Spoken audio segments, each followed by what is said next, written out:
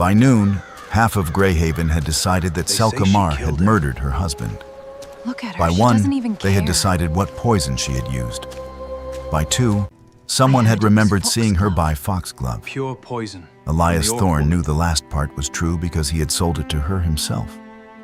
He also knew it proved very She little. used foxglove to poison He stood her behind husband. the counter of his They apothecary say he died while in terrible customers whispered about convulsions. foxglove, convulsions, Selka never loved that and the poor fact man that Selka anyway. had never loved her husband.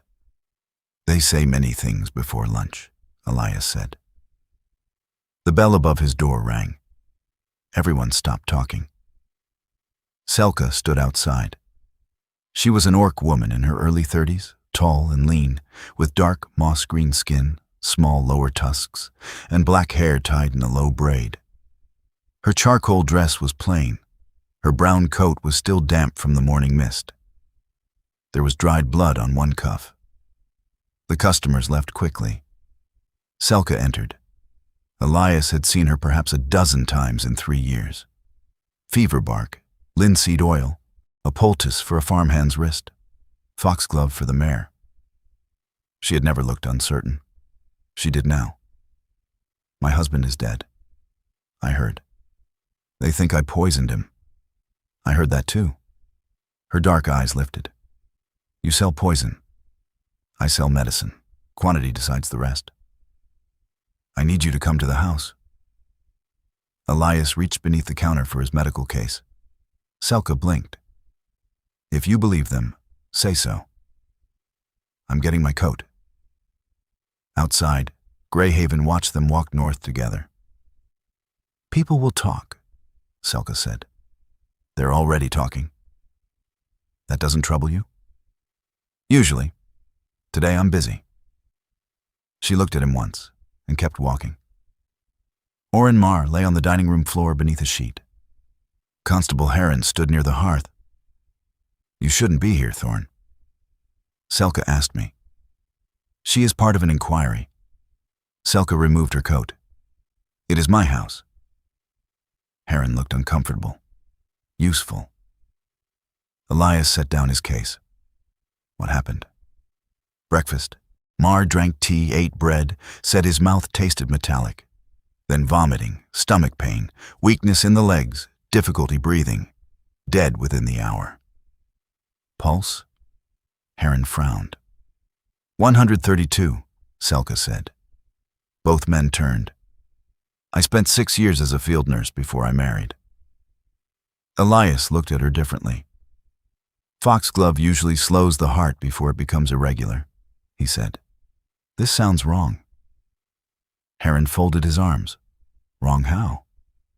Wrong enough that I'd like everyone to stop pretending the answer arrived with the gossip. Selka's shoulders lowered by half an inch. Elias uncovered the body. No obvious injury. Elias checked the mouth, fingertips, eyes, then the tea. Who made this? I did, Selka said. You drank it? Yes. And you feel fine? Yes. Heron suggested an antidote. Selka told him that if she possessed one for something that killed a large man in an hour, she would be much richer. Elias nearly smiled. What did he eat that you didn't? Bread, butter, plum preserve. A purple stain marked the remaining slice. New jar? Yes. Who opened it? Oren. Elias scraped a little preserve into a vial. Heron sighed. We're investigating jam now?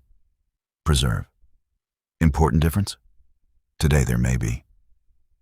Selka watched his hands. What do you think it is? I don't know. That answer seemed to surprise her. Most men in Greyhaven have known exactly what happened since before the body cooled. I'm less talented. This time her mouth moved, almost a smile. If you enjoy original orc-bound fantasy romances and want to support the creation of future stories, you can join Tales from Orc on Patreon. The link is waiting in the description. Heron let Elias take samples because refusing would have required explaining why. Selka followed him back to the shop after dark. You can go home, Elias said. I have spent 7 hours in a house containing my dead husband and 3 people discussing whether I killed him. Fair. I prefer this.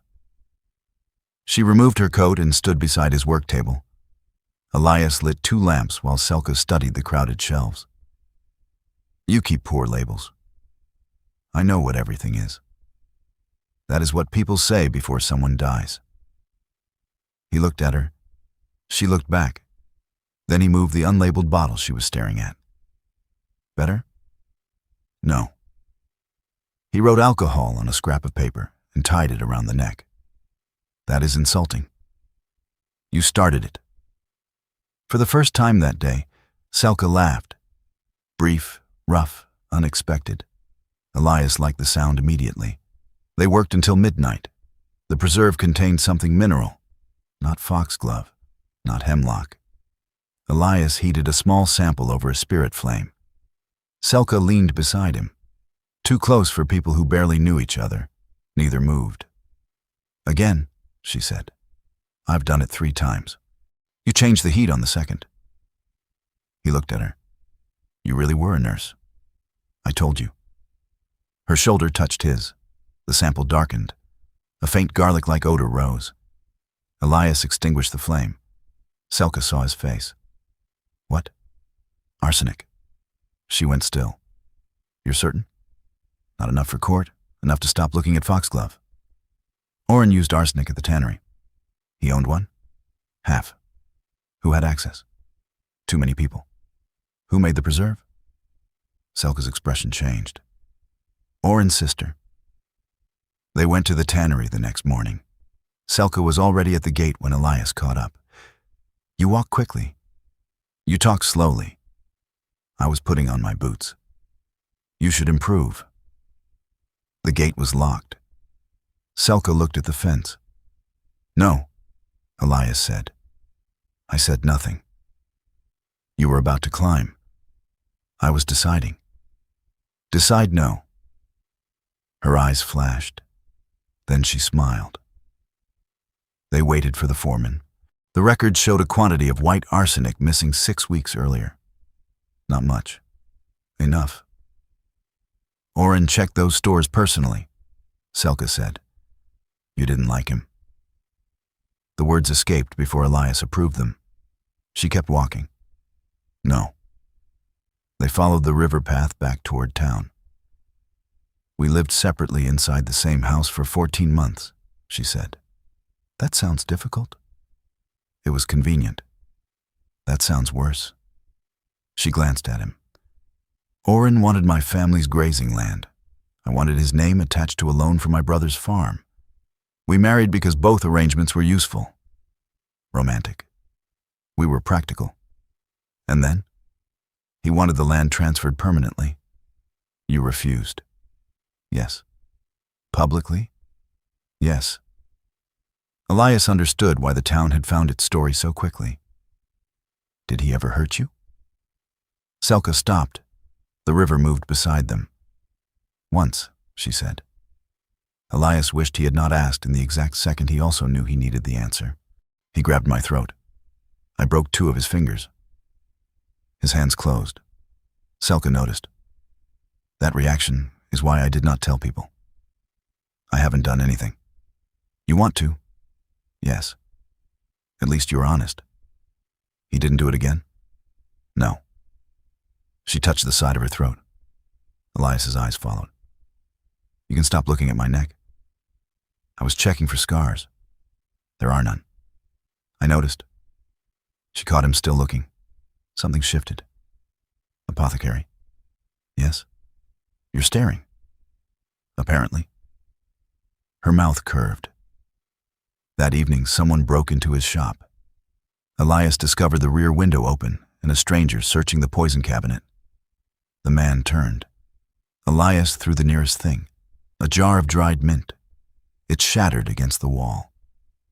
The stranger lunged. Elias caught one fist and missed the second. Light exploded behind his eyes. Then Selka hit the intruder with a chair. Not the whole chair. Just enough chair. The man dropped. Elias sat on the floor. Selka crouched in front of him. You threw mint. It was close. You have knives. I was busy. Blood ran from his lip. Her fingers came beneath his chin. Look at me. I am. At my eyes. He did. Her eyes were dark, with a warm brown ring around the pupils. You may have a concussion. I don't. You cannot diagnose yourself. Technicality.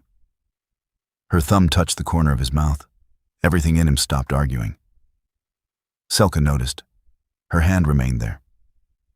You're bleeding. I know. I need to clean it. Probably.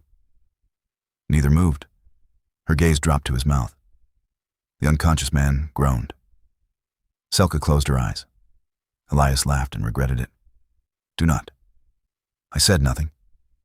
You were about to. I was going to praise the chair. The chair was effective. She helped him stand. Her hand stayed around his forearm longer than necessary. Constable Heron recognized the intruder. Davin Marr, Oren's cousin. That complicated things. Davin claimed he had broken in because Elias was hiding evidence for Selka.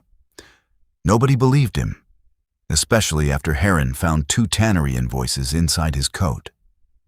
One carried Oren Marr's signature. The other did not. The numbers differed by nearly 800 crowns. Selka read them. He was stealing. From Oren? From the partnership. Oren discovered it. When? She pointed to the date. 3 days before he died. By afternoon, Heron had a warrant to search Davin's rooms. They found arsenic wrapped in waxed paper inside a boot. They also found an empty preserve jar. Heron looked pleased. Selka did not. The wax is blue? Heron stared. So? The jar from my house was sealed in red. Elias looked at her. What? You see everything. I was trained to. No, that isn't training. She looked away first. The red wax led them to Oren's sister, Helene, who admitted delivering the jar and denied poisoning it. Elias and Selka believed her. That left one question. Who touched it afterward? The kitchen maid remembered. Davin had visited Oren the previous evening, alone, for 23 minutes. The argument had been loud enough for her to hear one word through the door. Thief. Heron arrested Davin before sunset. He confessed before midnight, not from remorse. The evidence had simply become embarrassing. Greyhaven changed its mind about Selka almost immediately. That irritated Elias more than the accusation had. Mrs. Vale came into the Apothecary the next morning and announced that she had always suspected the story was wrong. Elias charged her extra for soap. 3 days later, Selka came to the shop after closing. No coat. Her black braid lay over one shoulder. She wore a dark green dress he had not seen before. Elias was sorting bottles, properly labeled bottles. She noticed. You labeled them. You're a bad influence. I was accused of poisoning someone. Exactly. She walked around the counter. Customers did not come behind it. Selka apparently no longer considered herself one. She picked up a bottle. Alcohol. Yes. Very good. I'm proud. You should not be. She did not leave. What? I came to pay you. No. Her expression tightened. Elias. It was the first time she'd used his name. You helped prove I did not murder my husband? You put yourself in danger because of me? No. She frowned. No. I helped you because the symptoms were wrong. And after? Elias became quiet. Her eyes held his. This was the moment where a joke would have been easier. He did not make one. After, I wanted to. Selka breathed in. That is inconvenient. Very. My husband has been dead 6 days. I know. I disliked him. I know. That does not mean I understand what I'm supposed to feel. I'm not asking you to. You're standing very close. You came behind my counter. I did. Neither moved. Elias looked at her mouth. Selka caught him. Again, she murmured. What? Staring. I'm trying to improve. At staring? At getting caught. Her hand rose. 2 fingers touched the fading bruise beside his mouth. This still hurts? Only when people touch it. She started to withdraw. Elias caught her wrist gently. I didn't say stop. He loosened his fingers immediately. Selka left her hand where it was. Then she stepped closer. Her palm settled against his cheek. Elias leaned down. He stopped before their mouths touched. You're making me decide, she said. Yes. Annoying. I've been told. By women? Mostly pharmacists. She kissed him. Slowly at first, then not slowly. Her fingers slid into the hair at the back of his neck. Elias put one hand at her waist, and she pulled him closer instead of away. When they separated, she stayed against him. This is badly timed, she said. Terrible. She kissed him again. A month later, Greyhaven had found other things to discuss. It always did. Selka sold Marr House and kept her family land. She reopened the small clinic she had abandoned after marrying and began seeing patients from the northern farms twice a week. Her clinic stood 3 doors from his shop, which both of them found increasingly convenient. They did not move in together. Not yet. But her coat appeared regularly on the hook behind his counter. A cup she preferred appeared beside his kettle. He began keeping the stronger coffee she liked. One evening she entered after closing and found him measuring dried foxglove into a locked jar. They both looked at it. The thing that had started everything. Elias sealed the jar. Horse medicine. I know. I wrote it down. She examined the new label. Foxglove. Medicinal. Measure carefully. Acceptable. High praise. She came around the counter. You're behind the counter again, Elias said. Yes. Customers aren't allowed back here. I am aware. You ignore rules. Only poorly designed ones. He put his hands around her waist. Selka rested hers against his chest. Outside, Greyhaven continued watching and guessing. Inside, Selka looked at the neat row of labels, then at him. You were wrong about one thing. What? You said the symptoms were why you helped me. They were. At first. Yes. And after? Elias smiled. That became a different problem. Selka pulled him down until his forehead touched hers. Good. Good. I was beginning to think I imagined it. You noticed me staring at you repeatedly. You are not subtle. You kept coming back. So did you. That's difficult when I own the shop. She kissed him before he could say anything else. On the shelf behind them, the foxglove jars sat locked and carefully labeled. No one in Greyhaven ever confused it with evidence again.